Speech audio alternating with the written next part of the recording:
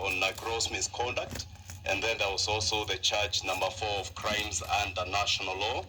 And all these charges, the deputy governor pleaded not guilty to all the 4 charges, and the Senate now proceeded to hear this motion for impeachment.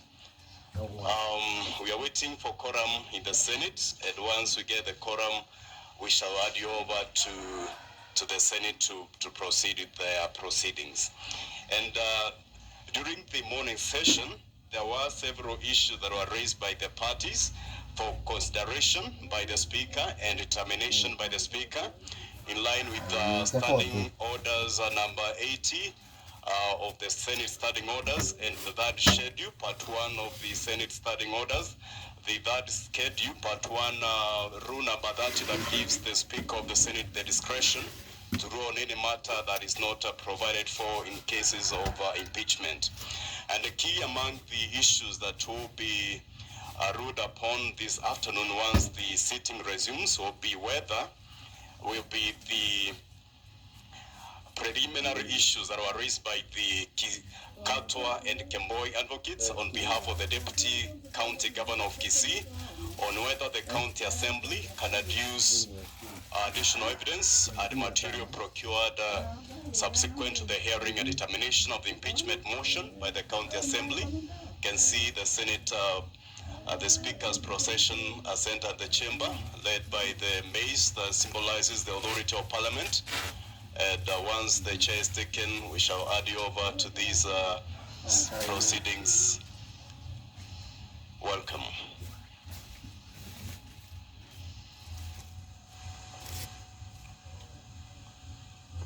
Tuombe.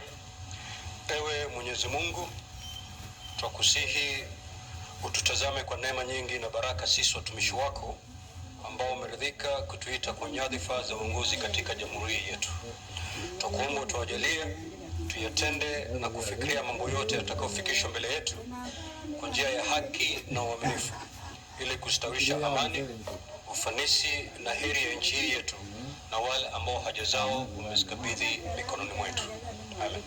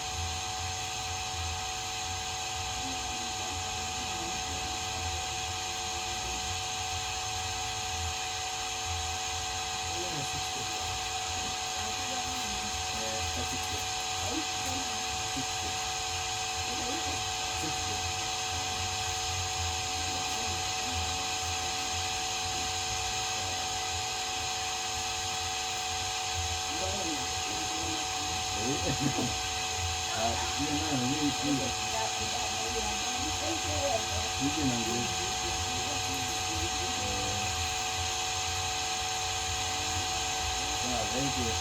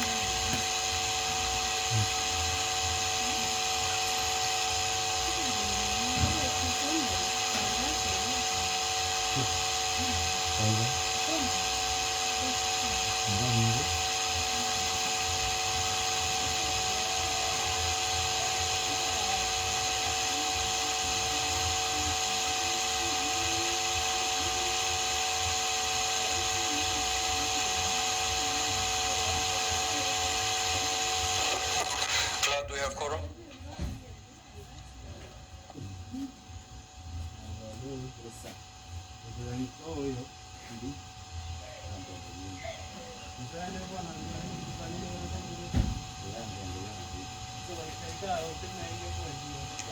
Sergeant at Arms, kindly ring the quorum bell for 10 minutes.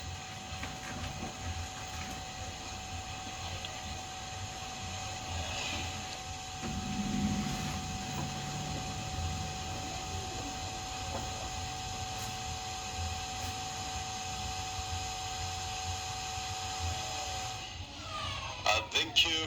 The Honorable Speaker of the Senate has ordered the quorum bell to be rung for 10 minutes. This is in line with the Senate Standing Orders 39 and 40 that says that the quorum for the Senate shall be 15 senators, and then the quorum at the commencement of a sitting of a Senate should be 15 senators too. And if there is no quorum when the chair is taken at the time appointed for a sitting of the Senate, the Speaker immediately after the prayer orders the bell to be rung for 10 minutes, and this is a process that is ongoing now until the Senate achieve that quorum of 15 members to begin their proceedings. You can see on your screens there is Elias Mutuma as well as Degwa Njiru, the advocates for the County Assembly. And among the issues that will be ruled upon by the Speaker, as you had indicated earlier this afternoon, include the application by the County Assembly on the expansion of certain paragraphs from the response by the Deputy Governor, that is paragraphs 48 to 64, as well as some of the responses. They were saying that some of those responses were to charges that were not read or material at the time this motion was considered at the County Assembly. And then there will be the issue on the summoning of one Mr. Agai will come to give evidence on whether to produce his appointment letter. That is the Deputy Governor for Kisii, Dr. Robert Monda, with his counsel, Senior Counsel Kato Kigen. And David Agai is being summoned when, if the Speaker will allow the summoning, to appear and produce his appointment letter. And let's see if there's quorum.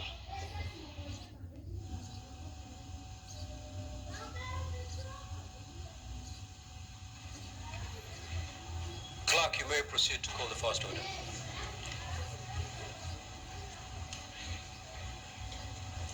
Order number 1, communication from the chair.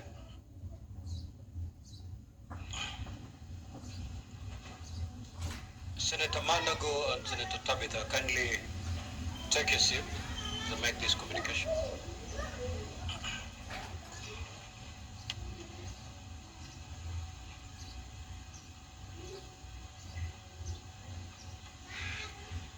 Now, honorable senators, at the rise of the House after the morning session, I had indeed indicated that I was going to deliver my ruling this afternoon. Now, the ruling is not ready yet, it's being typed, and therefore I'll invoke Standing Order 1 to suspend the sitting for half an hour to allow the ruling to be typed. Once we reconvene, then I will be in a position to deliver that ruling. As you might notice, we cannot proceed with these proceedings unless we dispense with the matters that had been raised in form of preliminary objections. So, honorable senators, kindly be upstanding. This sitting is suspended for half an hour. We shall reconvene after that time. Thank you.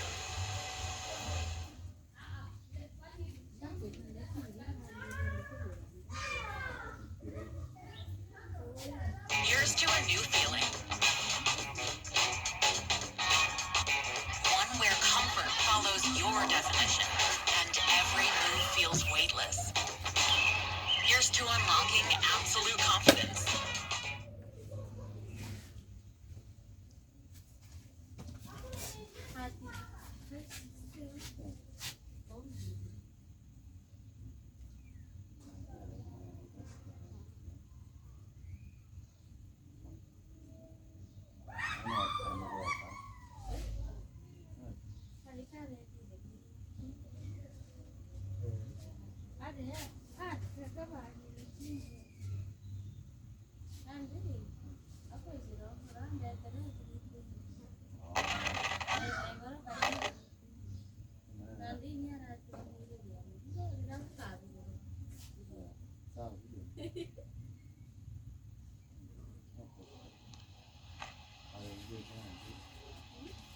sir. The Speaker of the Senate has suspended the sittings of the Senate for 30 minutes to allow him to have the ruling on the preliminary issues that were raised at the rise of the House in the morning session, or sitting rather, to be typed in order to be read to enable the Senate to consider or continue the sitting for today. He has indicated that those issues have to be canvassed and ruled upon before now the Senate can proceed to hear the impeachment motion and consider that impeachment motion rather of the Deputy Governor for Kisii County. And the standing order that he hears the Honorable Speaker has invoked is standing order number 1 that states that in cases not provided for, the Speaker to decide, where in all cases that are where matters are not expressly provided for by these standing orders or by any other orders of the Senate or any procedural question shall be decided by the Speaker. And then that decision should be based on the Constitution of Kenya, statute law, and the usages, forms, precedents, customs, procedures, and traditions of the Parliament of Kenya, any other jurisdiction to the extent that these are applicable to Kenya. The preliminary issues that the Honorable Speaker of the Senate is meant to rule on are the following. Number 1, there is preliminary issues that were raised by the Deputy County Governor of Kisii through his counsel, Katwa Kigen Senior Counsel, on whether the County Assembly can adduce additional evidence and material procured subsequent to the hearing and its determination of impeachment motion by the County Assembly of Kisii, whether the proceedings before the Kisii County Assembly and the Senate are fatally incompetent as they were presented to the Kisii County Assembly and to the Senate outside the timeline set out in Section 33 of the County Governments Act and the Kisii County Assembly Standing Orders 60 to 64.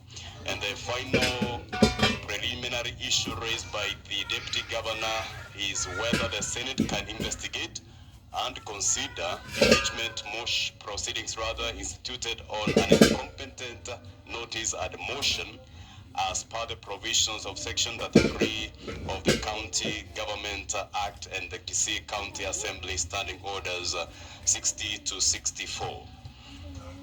And then there was the other preliminary issues that were raised by the County Assembly as well.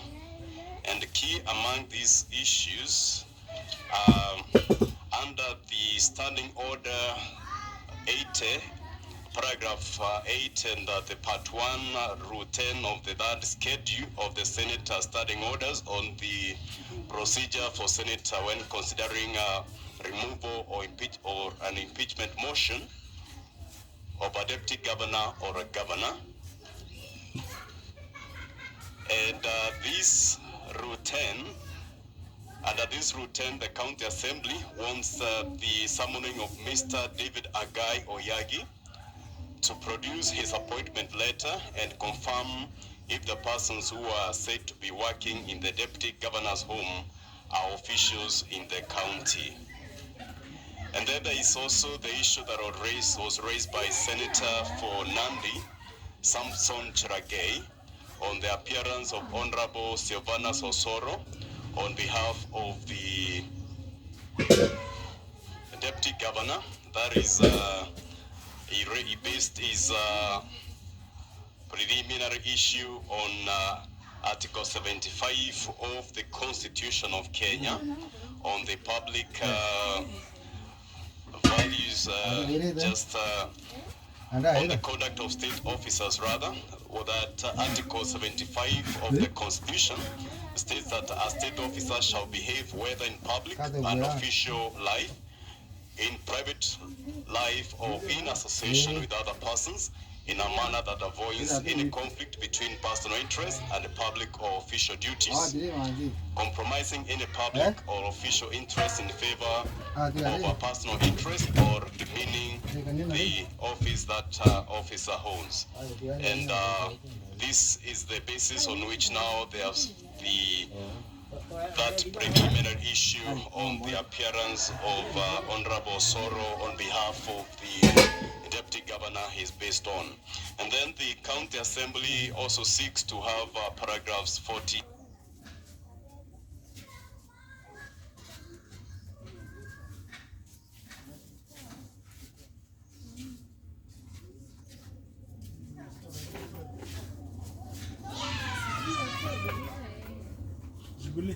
Yes. Niaje? Kwanza namba ya pande. Soda imeshika baridi? Bando. Bado. Yeka moto zake. Hiyo si moto sana. Oh.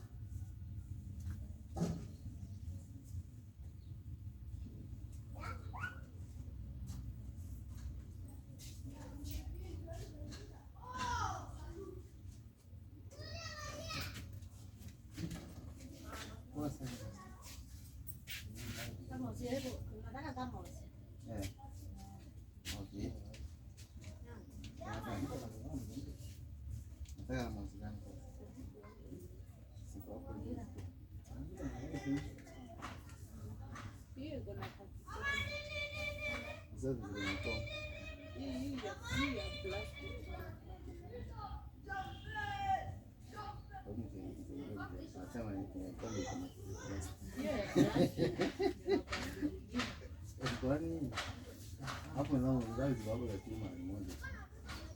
Hiyo zote ni plastic. Sasa ni hiyo ya green. Oh, green.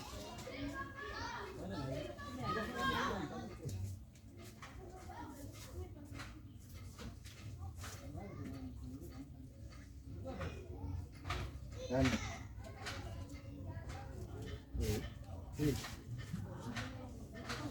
Hiyo ya blue.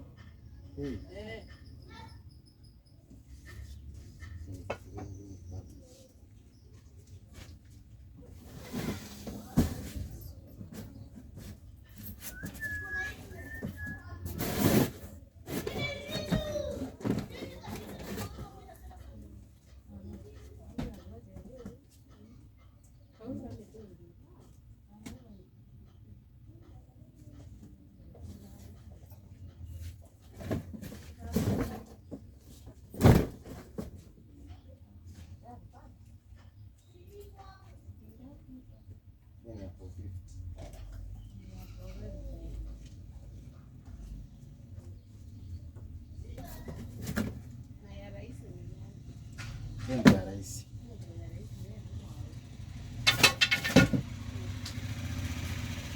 Kama tuweka kana ndogo hadi hivi. Kana moto.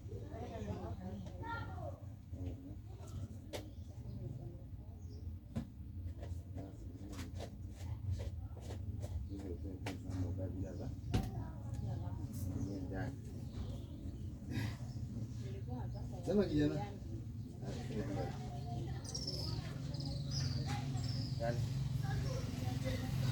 See your customer. Này.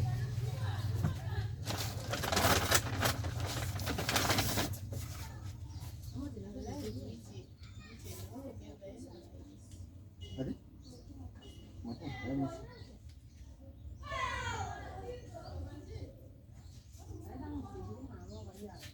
Ayenda.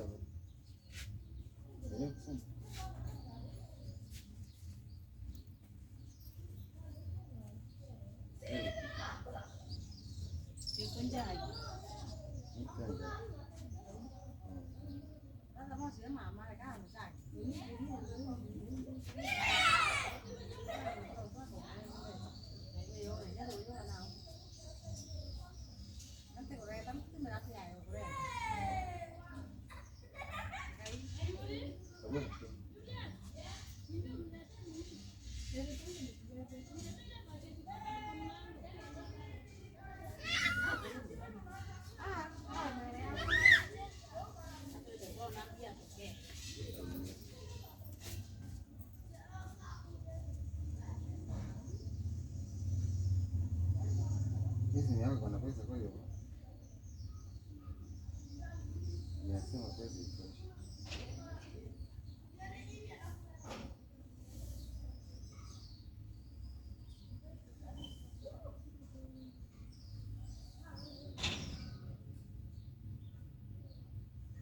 hivi unatoa.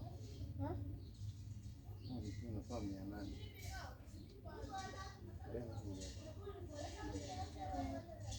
Segura, ¿dónde usted? ¿Le envió? ¿Cómo ulipo?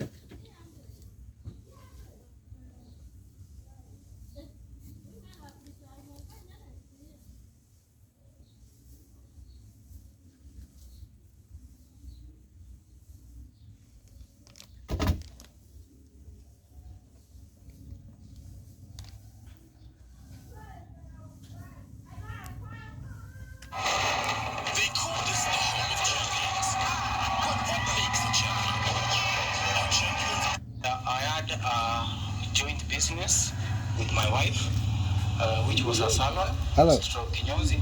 We also selling this refilling gas cylinders. Okay. Where was that business situated in Nairobi?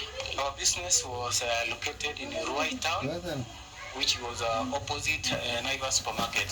Who was running that business? My wife. What is the name of your wife? Evelyn Nyaboke. Evelyn Nyaboke. Yes. Thank you. So subsequently to that, you did apply for the position? Yes, I did. Do you remember what date you applied for the position? It was around mid-April. Mid-April? Yes. And were you short? Yes, my name is at number 4. Number 4? Yes. And what date was that when you were scheduled to appear? It was the date. We did an interview on the 25th. 25th of which month? May. 25th of May. Yes. Now, prior to the shortlisting and subsequent interview, did you make any other arrangements to secure the opportunity, the job opportunity? So after, yes. Proceed. What kind of arrangement did you make? So after the interview, I was at home with my parents. So the DG called my dad and told him that he will help him secure the position. He called us to his residence to make those arrangements. When you talk about his residence, where is that residence? Around Keumbu. One in? Keumbu. Keumbu is in Kisii County? Yes. So were you part of that meeting? Yes, I was. Between your dad and the deputy governor? Yes, I was. Were you privy to the conversation between the deputy governor and your father? No, we sat at a distance, yes, while the deputy governor and my dad had a talk. Yes. Yes. And what did you understand was the outcome between the discussion between the deputy governor and your father? It was an agreement that we pay the sum of 800,000 shillings for him to never secure the vacancy. What was the 800,000 supposed to do? And who were the beneficiaries of the 800,000 as per the conversation between your father and the deputy governor? Initially, as I said, he said he was in touch with the CEO of Gusii Water, a sanitation company. So he was the one who will never get the vacancy. Are you referring to the CEO or the MD of the company? Yes, the CEO or the managing director. Yeah, correct. Thank you. Did you have the money at the time? Or if you had, how had you raised that money? At the time of listing, we were aware we demand some amount. So on agreeing on the amount, that we will submit, we had raised the money earlier before. I was operating a salon at Ruai. So after the interview, we were sure it was a guarantee that the deputy governor, being in his position, he was able to get us the job. So I and my wife, we sold the salon, which we are operating at Ruai. We sold the salon to Peter Mugai, the sum of 500,000 shillings, which there's an agreement that we had sold the salon. Is that the agreement appearing at page 256 of the County Assembly's bundle of documents? Honorable Senators, I'm referring to, again, the bundle of documents from the County Assembly, Volume 1 at page 256.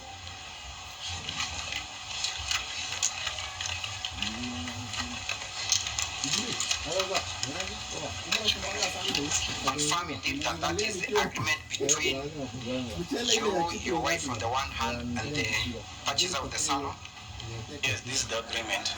Now, Dennis, tell us, was your wife part of this agreement? Did she concur with your sentiments and plan to sell the business so that you can secure a job opportunity? At first, my wife was not in agreement because now this is was our lifetime savings for a period of 13 years. We had been in Nairobi for the period of 13 years. So this was our lifetime savings. So she was not of the idea that we sell the salon. Yes. But since this was an opportunity for us to shape our life, I had to beg with her, to plead with her, so that he agrees to use their money for the occasion. So subsequently, she agreed for you to sell the salon? Yes. And when you sold the salon, do you remember what dates that was? Yes, the agreement we wrote on the 25th, he paid us in 2 installments. The first installment was 200,000 shillings. And you look at the agreement and confirm the actual dates. Yes. 25th or 20th? Confirm. It is 25th.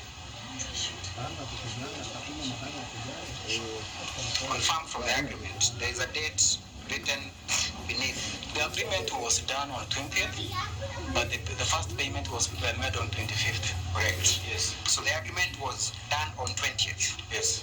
And the first installment was to be paid on 25th of April. Yes. Was that before or after the shortlisting? This was after the shortlisting. After the shortlisting? Yes. Thank you. And what did you do with the money immediately you got it from the buyer of the salon? The money he gave us, it was in cash. We carried the money home. We gave it to our parents to keep it safe for us. Mr. Dennis Fukaya, Yeah. you are an accountant. Yes. And you are saying that you gave your parents money to keep for you. Yes. That does not sound very credible. Why would you feel the need to give your parents money to keep for you? You know, at that time we were doing a clearance. We said we were selling all our items from Nairobi to relocate to our rural home. At that time, we even went to an extent of borrowing from this mobile banking, from our bank accounts, because now my wife was the one operating the business. We were doing most of the transactions through my wife's phone number. So we even went to an extent of borrowing money from KCB account, from M-Shwari, so that we can raise the full amount. So we felt it better. It should be kept by our parents, because if we kept it, again, we could have gone to an extent of using the money. So it would not do the right purpose. So you gave it to your parents because you felt you would have utilized the amount. Yeah. Thank you. What business do your parents do? What do they do for a living? When you talk about your parents, kindly talk about your father and your mother. What do they do for a living? Okay, my father is a retired civil servant. He was working in the veterinary. He retired, but he has some business at home. He's operating an M-Pesa shop with a small retail shop at home. He's operating an M-Pesa shop. Yeah. Thank you. So, was the money subsequently given to the deputy governor?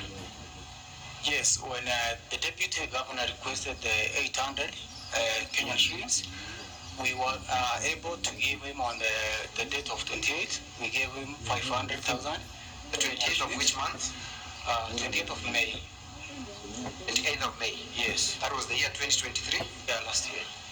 Where was that money handed over at? What venue was that? My dad did a transaction of 250 from his account.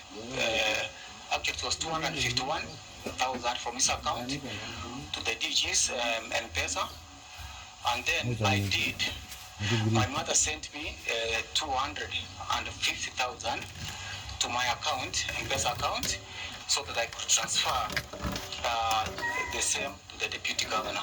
So I transferred the sum of 249,000 Kenya shillings because of some transaction costs. Kindly go to page 255 of the County Assembly's Band of Documents. Honorable Senators, I'm referring to volume 1 again at page 255.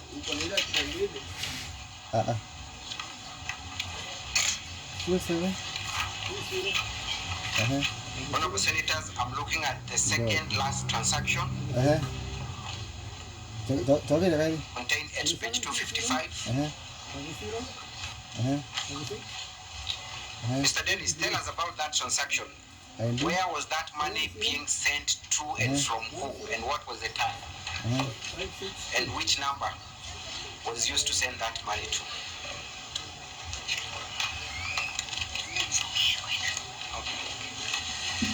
So this is my M-Pesa. What is your M-Pesa number? Kindly read it out. My M-Pesa number is 0725 487 300. So I did, after receiving a transaction of 250,000 from my mom, Anna Misati. Do you have proof that you first received money from your mom? Yes. Kindly take us there. Look at the next page. The next page, Honorable Senators, is not paginated, but it's, if you flip, you will go to the next page.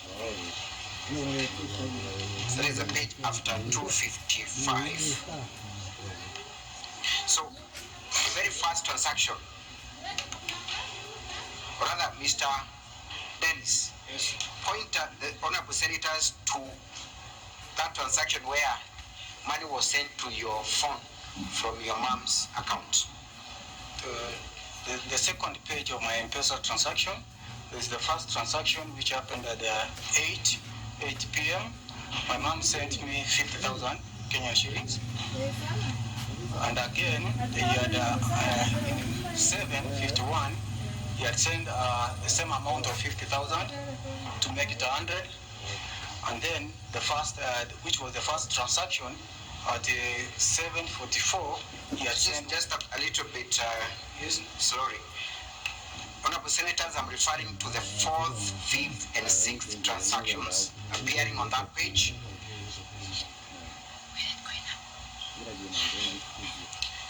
So you received first 150,000?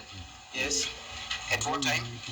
The first transaction I received at 7:44. 7:44 from who? From my mom, which is 150,000. Is the name of your mom? Anna Misati. Anna Misati. Yes. The second transaction was at 7:51. Yes. 50,000. And then the last transaction that my mom sent was at 7:51. Again of how much? Of 50,000 shillings. And immediately after that, where do you transfer the money to? So after I received the full 250,000 Kenyan shillings, I transferred the amount from my M-Pesa's mobile number to the deputy governor's phone number. How much money did you send to the deputy governor's number? The first amount that I sent to him was 33, which is 150,000. 150,000. Confirm the number that you used to send the deputy governor through his mobile number, kindly. It's not clearly indicated, but it ends with 700. Do you know his number? You have. Yes, I had it in my phone. You have quoted that number in your affidavit. Kindly, we can refresh your memory by looking at the affidavit. It is important for that number to be captured.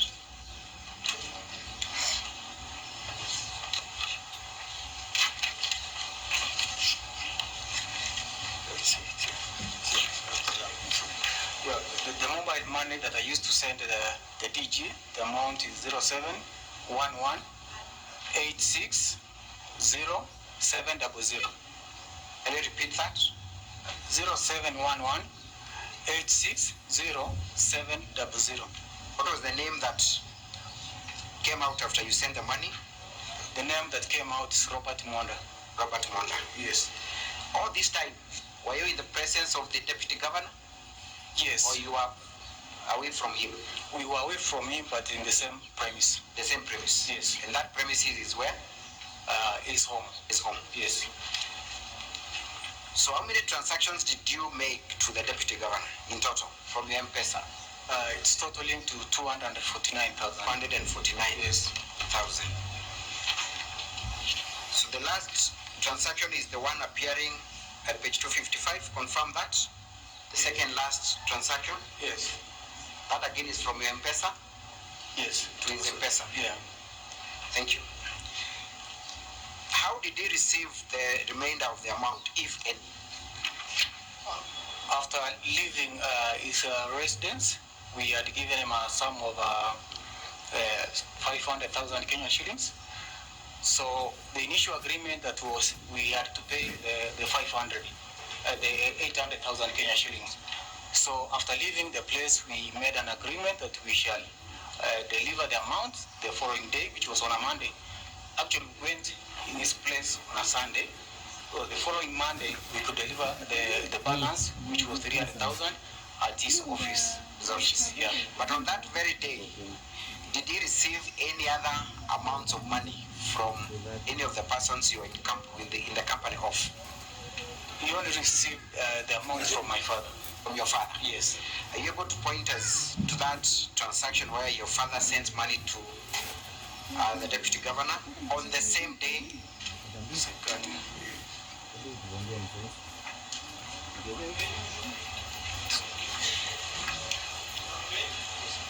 We are getting there, Honorable Senator.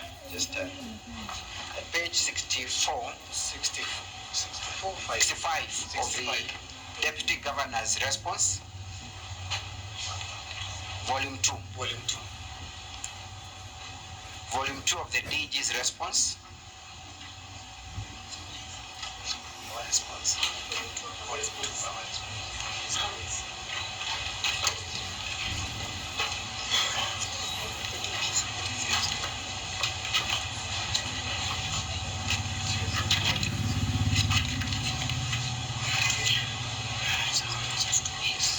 Kindly show us the transaction where your father sends money to the deputy governor, appearing at page 65.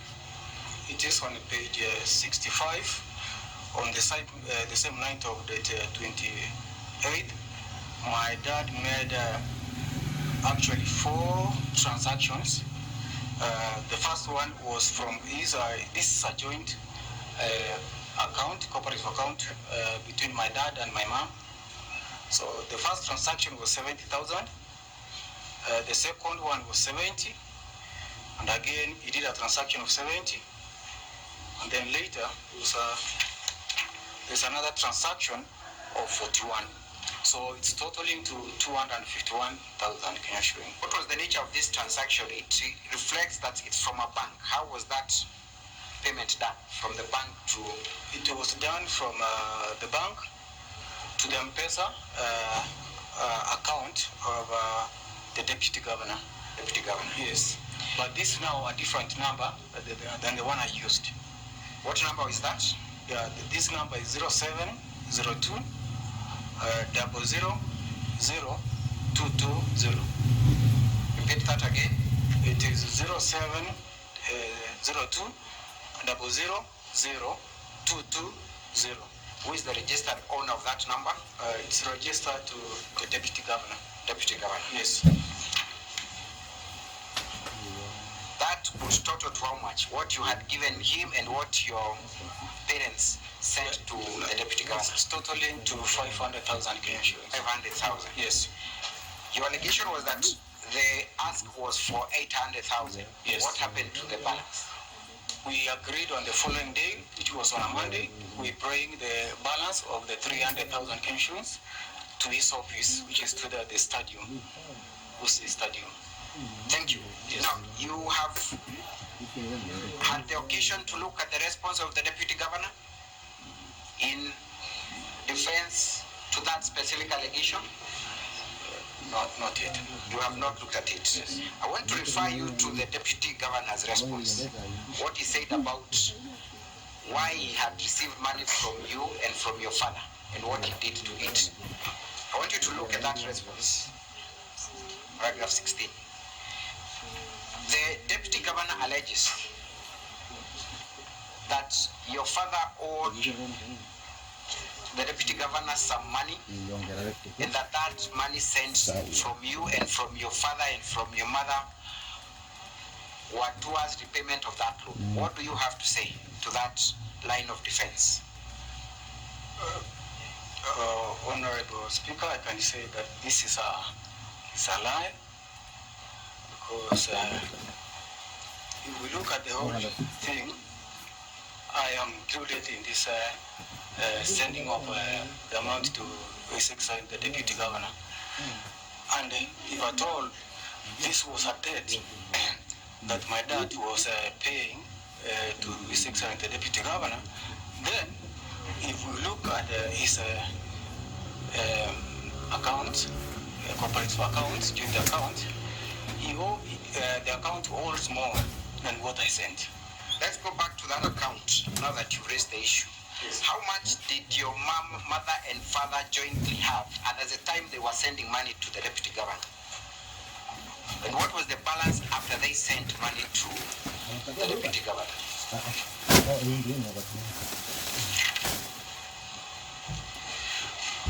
Honorable Senators, we are again making reference to the Deputy Governor's response. So after my dad sent the last amount, which was for 1,000, in his account balance, it was a balance of 1.3 million. So your father still had some balance in his account? It was a balance of 1.3 million. Indeed, if he was paying a debt, and this is a family, you could have done the whole transaction at a go. Thank you very much. So I want you again to look at that response, and Dr. Honorable His Excellency the Deputy Governor of Kisii alleges that he had loaned your father the amount of 600,000, some of which money had gone to pay fees for your child. I'm referring, Honorable Senators, at page 51 of the Deputy Governor's response. Page 61, all the way, page 5. E5, it's E5.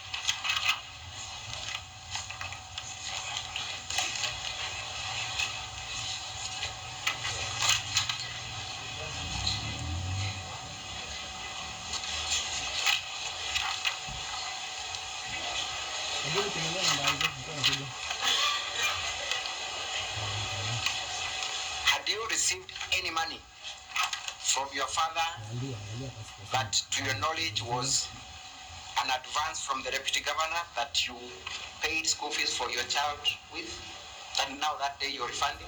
No. Have you ever sought any assistance from your parents towards the education of your child? Yes. This was after we had given the money to the Deputy Governor. We had sold everything we owed. Then we had gone back home. I was not in any financial position thereafter to take my daughter to school. Mr. Dennis, I have perused through the statements and I have seen a number of transactions between your father and the deputy governor as late as January 2024. Money flowing from your father to the deputy governor and vice versa. Are you aware why your father would occasionally send money to the deputy governor and vice versa? Because his defense is that they are long-term friends and they used to loan each other money, and this was not an isolated case. What do you have to say to that? Well, I cannot deny that they are long-term friends for a long period of time. Actually, it exceeds 30 years. The main transaction between my father and the DG is that my father is one of the officials of a circle that he leads at our home. What is the name of that circle? It's called Kebobora Women Group. Kebobora. Yes. Yes. That's in our locality, is the treasurer. In many cases, in many occasions, the deputy governor borrows money from the circle through my dad's name, then he refunds with an interest. That's generally the business they're doing. Have been doing. Yes. But on this day, could it be one of such instances where the deputy governor had borrowed money and was being refunded to by your father? No, it's not one of the days. As I stated earlier, if actually this was the borrowing and lending business, I am not an official of the circle. Then I was not entitled to make a transaction to the deputy governor through my mobile phone. Did you have any other reason to visit the deputy governor's home on 28th of May, apart from the business of giving him money for securing the job vacancy? Did you have any other business? No. Have you ever been to the deputy governor's home at any other time? No. What then does your presence mean against the defense of the deputy governor that it was a repayment of the loan? I was the owner of this whole initiative. I was the one who was looking for employment, so I was to be there to witness what was going on. Thank you. This was my money. Are you aware if the deputy governor ever transmitted any money to the target of the bribe? Yes. And who was that target?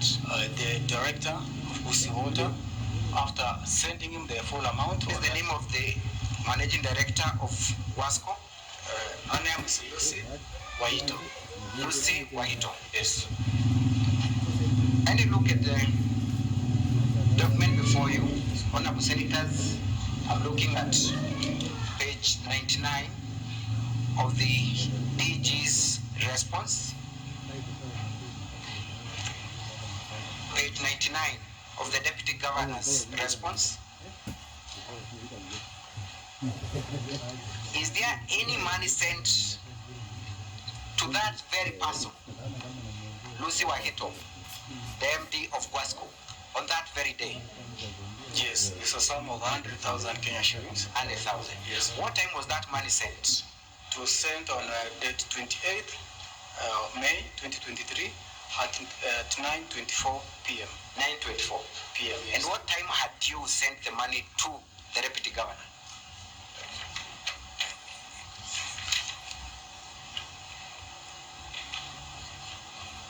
The last transaction I made at the first transaction I made at 8:33 p.m. 8. Then an hour later, he sent money to the same Lucy, that is the MD of Wasco. Yes. The very company where you had applied and were shortlisted for a position. Yes. Now, the deputy governor says that that money was sent erroneously, but interestingly, to the same person that he was meant to bribe. What do you say about that? I don't know what to say, but this was that transactions. But I actually believe this was a bribe so that he could. In your previous discussions with the deputy governor and your father, Yes. were you aware if Lucy Wahito was the person who was meant to be bribed by the amount of money you were giving? Actually, I do not know the name, but I know it was going to be given to the managing director, now who happens to be Lucy Wahito. And to be received. Thank you. Did you ever secure that employment at the Guasco company? No, I didn't. You did not. Yes.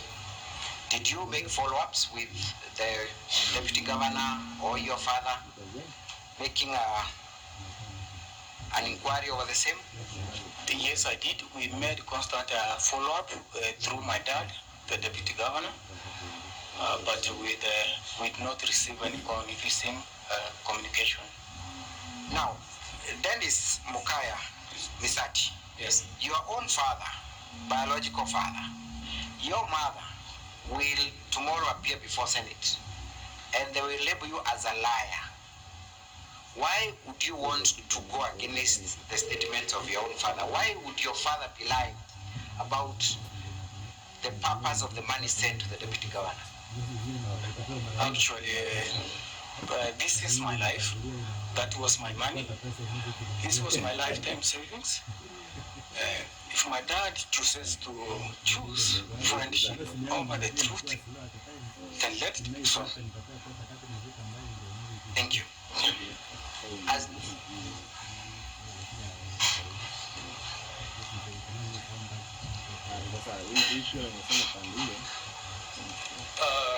Are you done with the witness? Because it's breaking down.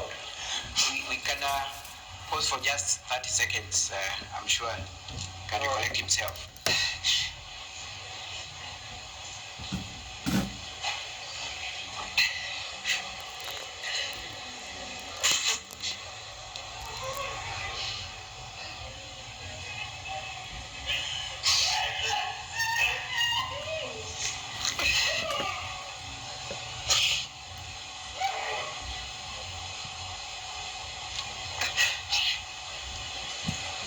Sergeant at Arms, kindly take care of the situation in the public gallery.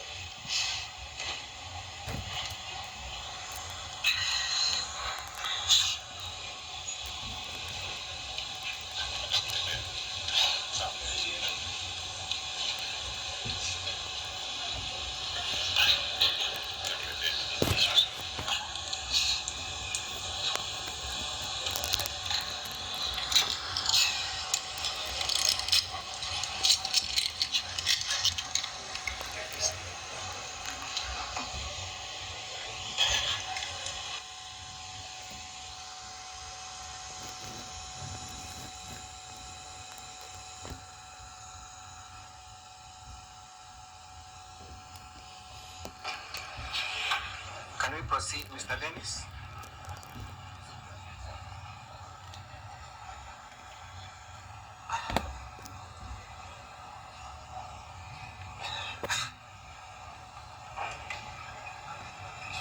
Kindly tell the honorable senators what is the current relationship you have with your parents as a result of this.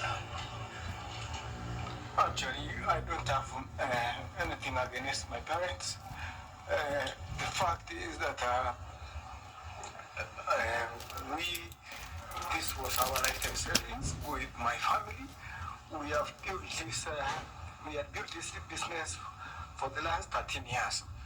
Now, this was our opportunity to sell the business and get something that we could help the family. But we lost everything.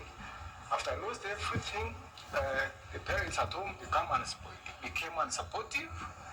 So we had to leave our home so that we can find somewhere where we can start all over again.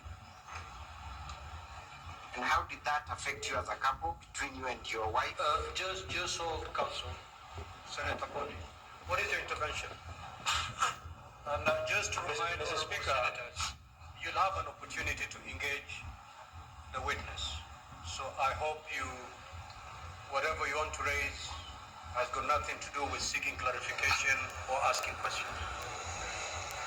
Mr. Speaker, purely on humanitarian grounds, I was requesting that you use standing order number 1 to allow the young witness probably 5, max 10 minutes for him to recompose himself.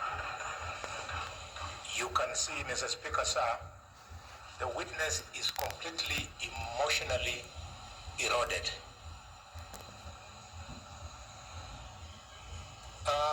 From the council, the witness is doing pretty well. That's why they proceeded. Otherwise, that application can only come from the council, not from you. Proceed, council. Thank you, Mr. Speaker, sir. I urge the witness to gather courage and proceed. Mr. Dennis. Yes. How has this ordeal affected your family life between you and your wife? Initially, my wife was not in agreement that we sell our family business to relocate. So I had to persuade that she agrees with me. We shall get better after we secure that job. So we agreed, we relocated to our home. So after we were disappointed, after we did not secure the opportunity, recruitment was done, people reported. So it was so stressful. My wife did not take it easy because he branded me a liar because now we have lost the family business. At that time, my wife was expecting. This was after 12 years of trial. My firstborn is 30 years old now. We have tried for all that period, but now she was expectant. Actually, during those hard times, my wife miscarried. Just miscarried. I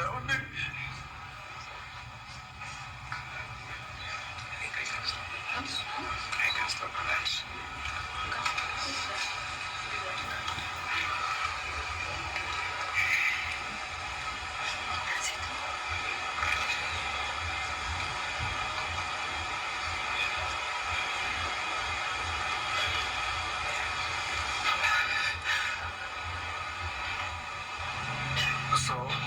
So the whole blame came back to me because initially she was not in agreement to sell the business. We got into much stress and depression. I had to look for a way to sort out this issue. We had to leave home. We had to look for elsewhere so that we can start over again, as I said. Thank you. You have also made allegations against threat to your life. Kindly tell us how that is the case. So after new appointments were done, and actually there's no job, there's no vacancy, our savings has all gone. So I actually, this one of my friend I've been following on social media, called, by that time it was 2020, I was first been following him since 2022. Now he was now the elected MCN of Ichuni Ward. I actually approached him. I inquired if he could help for me to secure the money that I did what I gave to the deputy governor. And that is the move of this motion? What did the move of the motion advise you to do after you brought this to his attention? So when I reported this to him, he took it as a joke until I provided the documents. He requested for the M-Pesa statement showing the transaction. Actually, I did. Then he advised me to make a formal complaint so that he can follow up with the deputy governor for my refund. Actually, I knew he was doing it so that I can get my refund. I never knew he could just reach this far. So it was not your intention for you to find yourself at the Senate? Yes. On the impeachment charges. Have you ever received your money back? No. Have you made any follow-ups in any government agency to recover your money?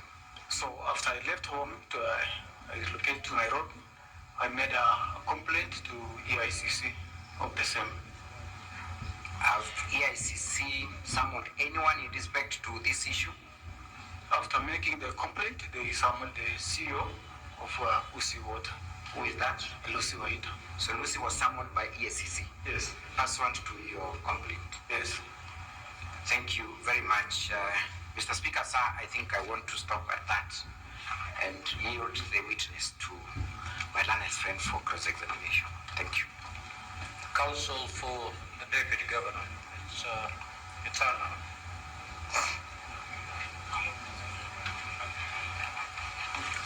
Good afternoon, Mr. Misati.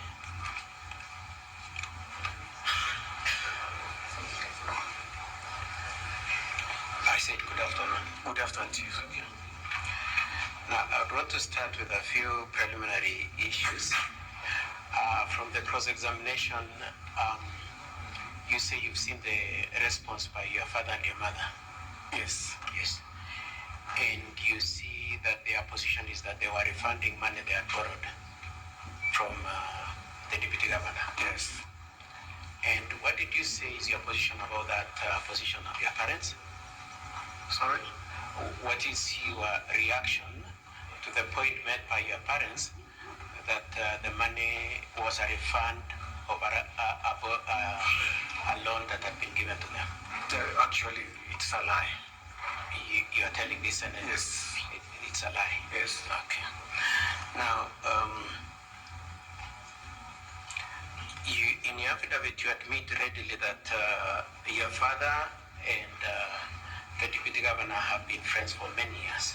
Yes. That's a fact. It's a fact. Okay. Do you know whether they were borrowing each other money over the years? Yes, they have been borrowing money. They have been borrowing. But I can actually say the deputy governor has been the one who's been borrowing money. Listen to my question. Yes. You admit that indeed over the years they have been borrowing each other money? Yes. Okay. Now, it is also true your father and the deputy governor have aggregate business in Kisii, isn't it? Have aggregate businesses, Yeah. both of them, separately. It's not a joint business, it's each of them is running their own business, isn't it? To date, no. Sorry? To date, there's no business. Okay, they used to run. Yeah, they used it. Yeah, okay, Yeah. okay, sorry about that. And it is also true that they used to borrow each other's stocks. Yes. Okay. And so your position is that in respect to this specific point that Mr. and Mrs. Misati have borrowed money in November, October 2022 is a lie. Why do you having admitted that they borrow each other money, what makes you distinguish this one of this refund of money borrowed in November, October 2022? What distinguishes this exchange? So my reason is that I was, as he said, we were giving a refund. I was not involved in their transactions at first. Okay. I have come from Nairobi to Kisii for my first time over a period of a long period of time. Okay. So That's okay for me. Yeah. So you admit that you do not know what their transactions were? The one I sent to the deputy. Yes. I know. Yeah, so let's go back again to my question. My question